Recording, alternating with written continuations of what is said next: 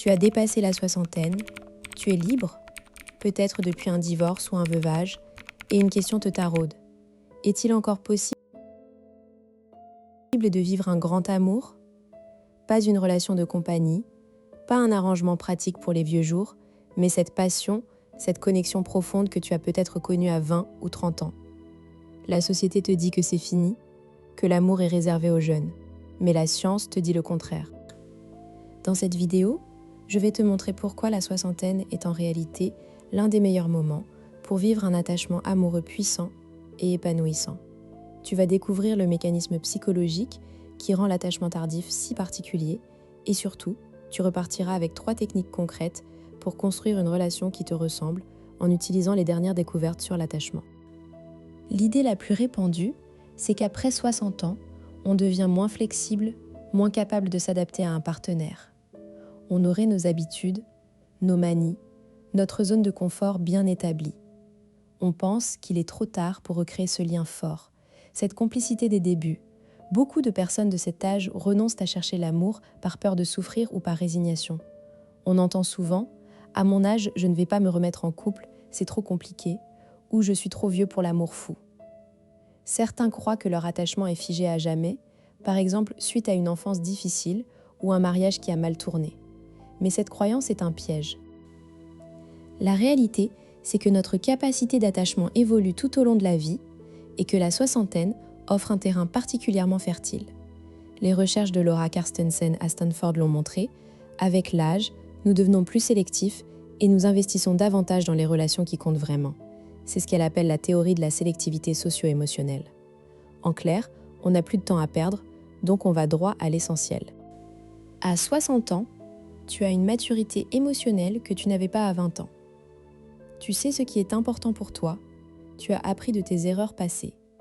Les systèmes d'attachement, loin de se rigidifier, restent plastiques. Des études en neuroimagerie montrent que le cerveau continue de produire de l'ocytocine, l'hormone de l'attachement, bien après 60 ans. On peut donc créer des liens aussi forts qu'à 30 ans.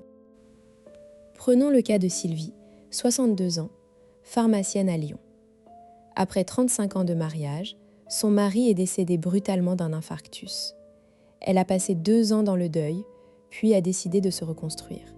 Elle s'est inscrite à un club de randonnée, un peu par hasard. Là, elle a rencontré Marc, 66 ans, ancien ingénieur en génie civil, divorcé depuis 10 ans. Marc avait eu plusieurs relations sans lendemain, mais il n'avait jamais retrouvé ce sentiment de sécurité amoureuse. Au début, Sylvie et Marc se sont fréquentés en groupe. Ils parlaient de tout, de leurs enfants, de leurs voyages. Sylvie sentait une connexion, mais elle avait peur.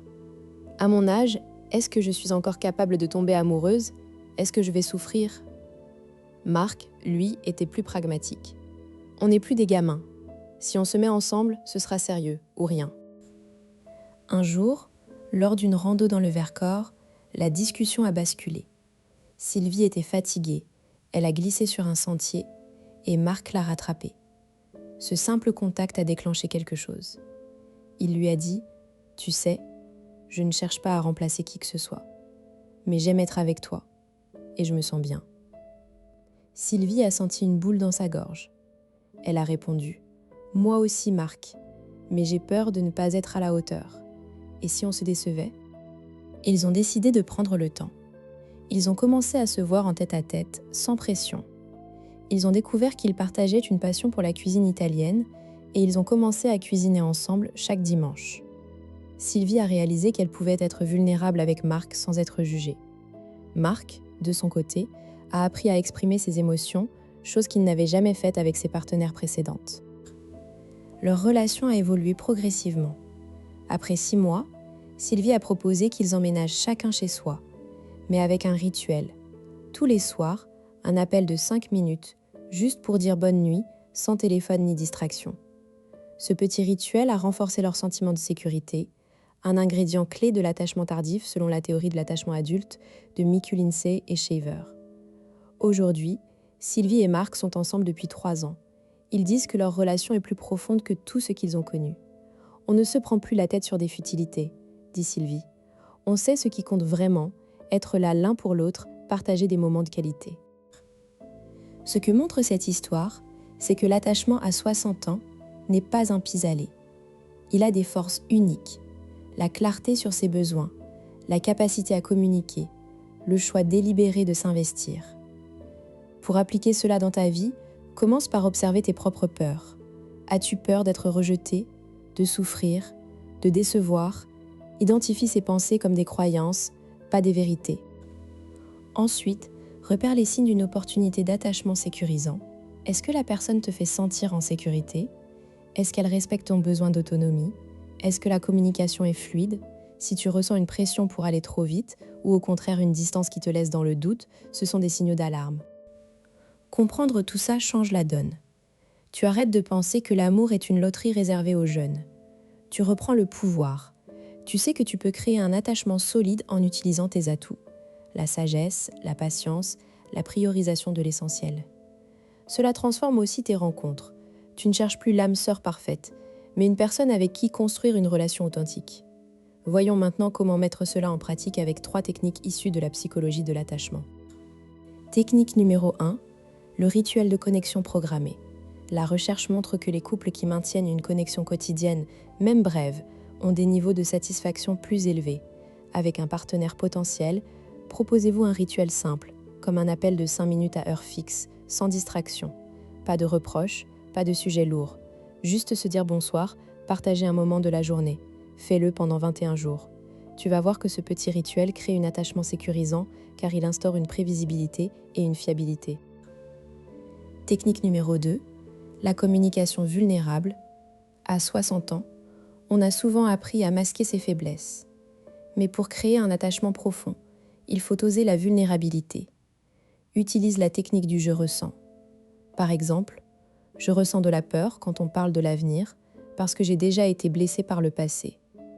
Pas de reproche, juste une expression de ton état intérieur.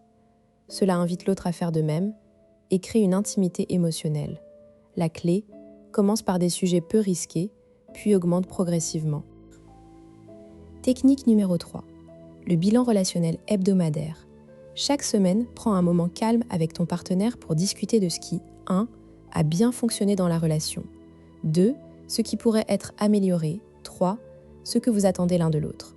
Utilise un minuteur, 10 minutes chacun pour parler, sans interruption. C'est un outil puissant pour ajuster votre relation en continu et éviter les non-dits qui minent l'attachement. Commence par des choses positives pour créer un climat de sécurité. Maintenant, je t'entends déjà objecter. Mais si l'autre ne veut pas s'investir dans ces exercices, effectivement, tout le monde n'est pas prêt à faire ce travail, mais c'est justement un bon test. Une personne qui refuse de consacrer du temps à la relation n'est probablement pas prête pour un attachement sécurisant. Mieux vaut le savoir tôt. Autre objection, je suis trop vieux pour changer mes habitudes affectives. Les neurosciences te répondent. Le cerveau conserve sa plasticité jusqu'à la fin de la vie. Changer est possible, à condition d'en faire une priorité. Tu n'as pas à devenir quelqu'un d'autre, juste à apprendre de nouveaux modes de relation. Enfin, certains diront, l'amour, ça ne se planifie pas, ça se vit. C'est vrai en partie, mais on peut créer les conditions favorables. Planifier un rituel de connexion, ce n'est pas moins romantique que de laisser faire le hasard. C'est prendre soin de la flamme. Pour conclure, souviens-toi de Sylvie et Marc, ils n'ont pas cherché un conte de fées, ils ont construit un attachement solide, pas à pas. À 60 ans, tu as tout ce qu'il faut pour aimer profondément. La science le confirme. Alors, qu'est-ce que tu attends pour ouvrir ton cœur? Si cette vidéo t'a apporté quelque chose, abonne-toi et active la cloche pour ne pas manquer les prochaines. Et dis-moi en commentaire, quelle est ta plus grande peur dans l'amour après 60 ans? Je te répondrai avec bienveillance.